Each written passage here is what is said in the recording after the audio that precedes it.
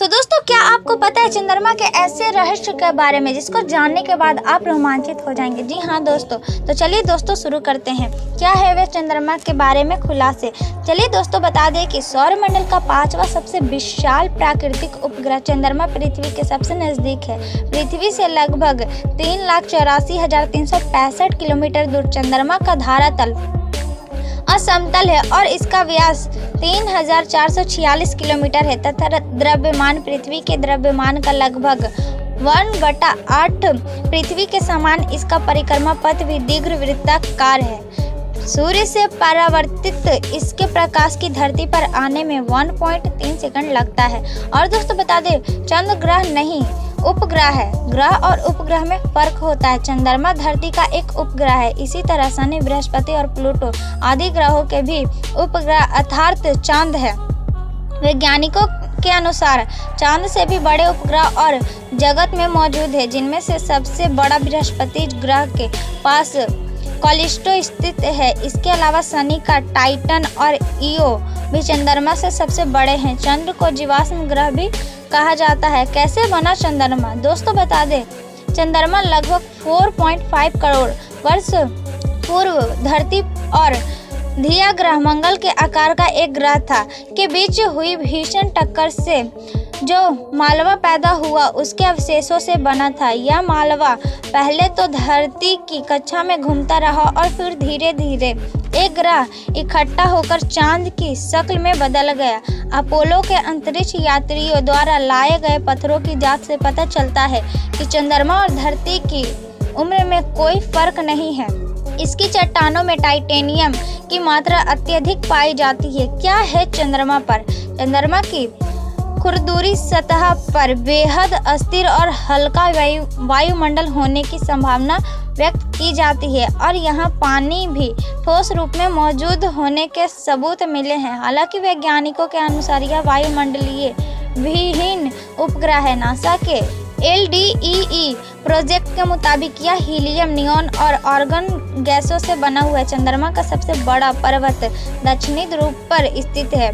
लिबनिट्ज पर्वत है जो 35,000 फुट ऊंचा है। और दोस्तों बता दें, कैसा है चंद्रमा का वातावरण। यहाँ का वातावरण एकदम शांत है, लेकिन यहाँ तापमान में भारी मात्रा में उतार चढ़ाव होते रहते हैं। चंद्रमा की सतह पर धूल का गुब्बारा सूर्योदय और सूर्य अस्त के समय मंडराता रहता है। वैज्ञानिकों के अनुसार इसका एक कारण अणुओं का इलेक्ट्रिक चार्ज होना हो सकता है। ऐसा सूर्य वाली दिशा में होता है। यहाँ की धूल चिपचिपी है, जिसके चलते वैज्ञानिकों के उपकरण खराब हो जाते हैं। यदि कोई अंतरिक्ष यात्री वहां जाएगा तो उसके कपड़ों पर धूल जल्दी से चिपक जाएगी और फिर से उसे निकालना मुश्किल होता है।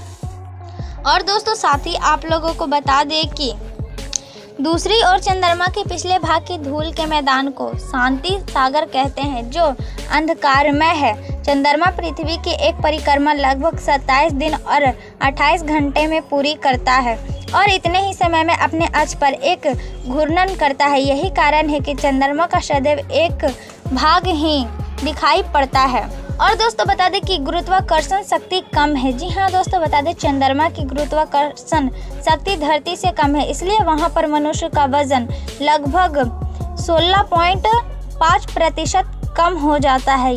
यही कारण है कि व्यक्ति वहां आसानी से उछल कूद कर सकता है। चंद्रमा पर 1.62 गुरुत्वाकर्षण है। हालांकि गुरुत्वाकर्षण हर जगह अलग अलग होता है। चंद्रमा में गुरुत्वाकर्षण बल है, तभी तो वह धरती के समुद्र में ज्वार भाटा उत्पन्न करने की क्षमता रखता है। एक दिन हमेशा के लिए छुप जाएगा चंद्रमा।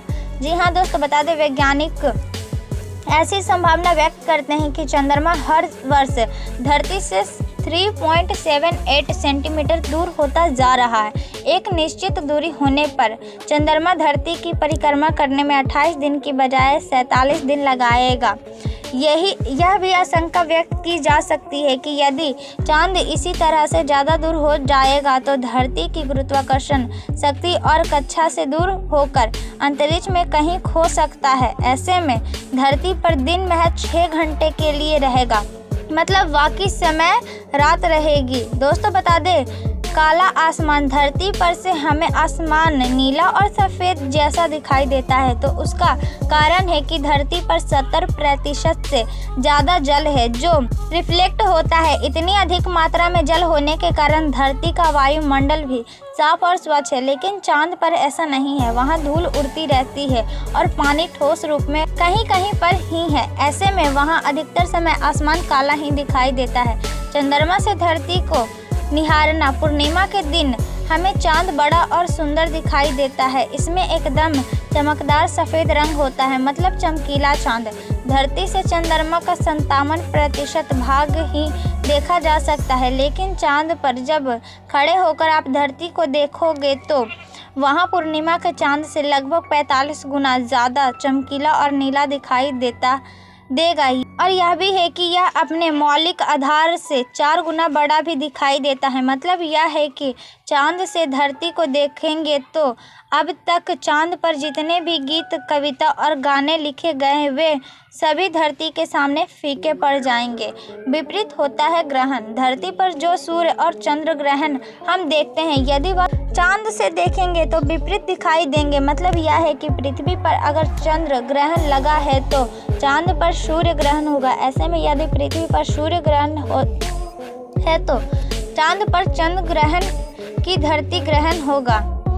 और दोस्तों बता दें, चांद के पत्थर धरती पर चांद से लाए गए 3 छोटे छोटे पत्थरों की पिछली साल अमेरिका के न्यूयॉर्क में नीलामी हुई। नीलामी में ये पत्थर $8,50,000 में बिके हैं, जो करीब इन्हें 1970 में चांद पर भेजे गए रूसी लूना 16 मिशन के दौरान हासिल किया गया था। शुरुआत में ये तत्कालीन सोवियत संघ के अंतरिक्ष कार्यक्रम के दिवंगत निदेशक सर्गेई पाव्लोविच कोरोवेल की पत्नी के पास थे।